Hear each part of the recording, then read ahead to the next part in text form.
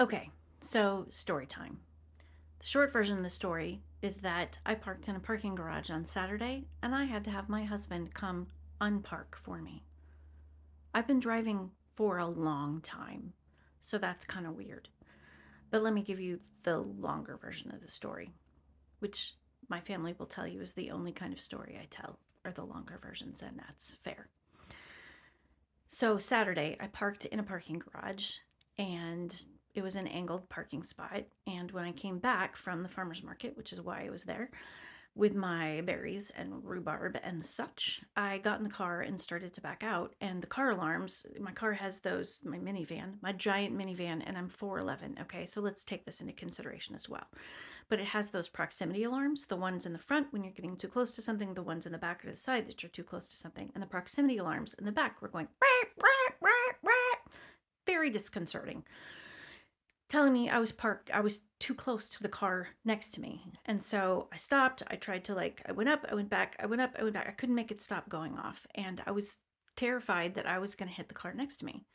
And so I stopped and couldn't leave the spot. Does that seem like overreaction? Let me tell you why. Because several years ago, I was in the same parking garage where our orthodontist is. And I had all three of my kids with me who were vaguely between the ages of 8 and 12, let's say. Um, and we were leaving the orthodontist office, same parking garage, same kind of angled spot.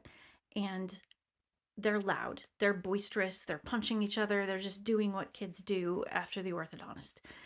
And I said, "Hey, guys, did you hear that? I think I just ran over a Starbucks cup." Because there was a little crunch. And the kids all said, "No, Mom, we don't know what you're talking about." Ah, punching and boisterousness and shenanigans continues. So I pull out of the parking garage. I leave the parking garage. I go several blocks away, and there's a police officer off to the side. And I think, oh, he's going to get somebody. And as soon as I pass him, he turns his signals on. It was me. He was pulling me over. So he pulled me over and he said, "Ma'am, I need to see your registration and identification." And I said, "Oh gosh, officer, I'm so sorry. This is the one day I didn't have my purse with me. I forgot it. I left it at my house, but we're very close to my house. I can tell you where it is. I can tell you who my insurance is, the whole thing." He seemed very stern. And I said, "Can you tell me why you pulled me over?" And he said, "Yes, ma'am, you're being investigated for a hit and run." I was like, "No, oh, no, no, see, there's been a mistake. We just left the orthodontist office. There's no hit and run." And I didn't know what he was talking about. "Ma'am," he said, "you are being investigated for a hit and run." Oh, I'm freaking out. I don't know what he's talking about. And he said, "Were you just in a parking garage?" And I said, "Well, yes." And he said, "Well, you just pulled out of that parking spot and you hit the car next to you."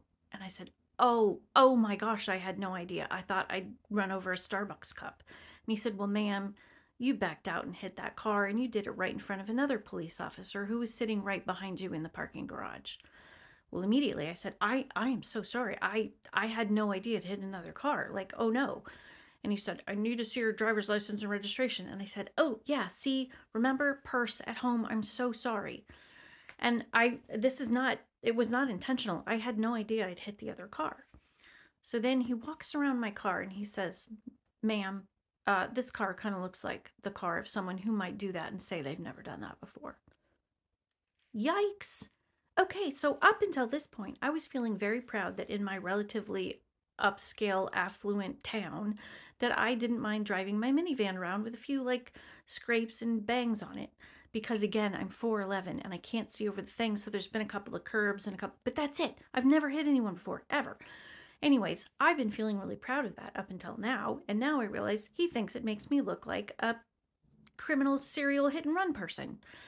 Then he says, "Ma'am, can you please tell me the ages of the children in your car?" And I realize, oh my gosh, he's writing down the names of ages of my kids. Is he calling Child Protective Services? Are they going to arrest me? Are they taking my kids? And the kids are like, "Mommy, what's going on? What does the police officer want?" And the whole time I'm saying, "No, everything's fine, kids."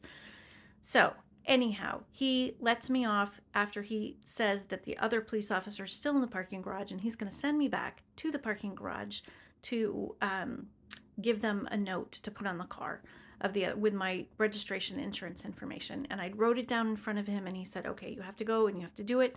So I did. I went to the other parking garage, set it all straight. It was fine. Unfortunately, it happened to be a Mercedes that I had hit, and it was a very expensive taillight to pay for, but that is beside the point. I digress. The point is, after that day, I got so nervous driving around police officers, even though I had in fact done nothing intentionally wrong, and I didn't get arrested. I didn't even get a ticket. He was very kind about it after he began to believe me. But every time a police officer drove anywhere near me, I got nervous. My heart would race, my breathing would pick up, I would be afraid I was going to make a mistake. I would do everything in my power to let the police officer behind me go around me, past me, whatever, so that I didn't have to drive in front of him. To the point that at one point, my husband was in the passenger seat and we needed to switch lanes, and there was a police officer behind me, and he said, you need to switch lanes, and I said, I can't, there's a police officer behind me and I'm too nervous. I had post-traumatic stress disorder on that particular incident, and it is a tiny little thing, tiny kind of PTSD, but for me it was real, and it was fascinating and awful at the same time. Fascinating in an intellectual way, because I could not control my body's physical response to this anxiety. My fight or flight response kicked in without my permission, and no matter how many times I told my brain, we're fine, it's fine, you're fine, my brain did not believe it. It believed that we were in mortal danger. So that was, again, several years ago. Several years have passed. Everything is fine. I can now generally drive like a normal person in the presence of police officers and don't get all weird and too anxious. But this was the same parking garage. The same parking garage I was parked in Saturday. The same parking garage where my stupid proximity alarms kept going off, telling me I was too close to the car next to me. And it kicked back in. That anxiety, that racing heartbeat, the my breathing, I could not control it, and I could not make myself back out of that spot. And so I called my husband. He kind of commiserated. I said, well, I guess I'll wait here and see if they come out. If they come out soon, then they'll leave, and then I can back out. So I sat there for 30 minutes, you guys. 30 minutes. And then I finally called my husband, and I said, they're not leaving. They haven't come out. Nobody is here. Maybe they work in the complex here. Will you come help me? And bless his heart, my sweet husband came and backed the van out for me, and then got back in his car and drove home. And I was able to continue on with my day and with my errands. What's the point of this? Well, first of all, it's kind of silly and embarrassing. And I am a firm believer that if you have silly, embarrassing thing happen to you, you should share it with people for the sake of a giggle or a laugh, because otherwise, what is the point? Also, I believe that if difficult things happen and you can share it with other people, maybe it's helpful to them. And I just wanted to share that I've had this experience. I do the work that I do in mental health because of my nieces who live with extremely significant PTSD from their past. And I will tell you that these encounters with police officers or parking issues have given me just the tiniest taste of what they go through on a daily basis, and the tiniest taste of what people with anxiety disorder go through on a daily basis. And it's hard. You can't talk yourself out of it. You can't talk your brain out of a response that is based on a nervous system that you don't control.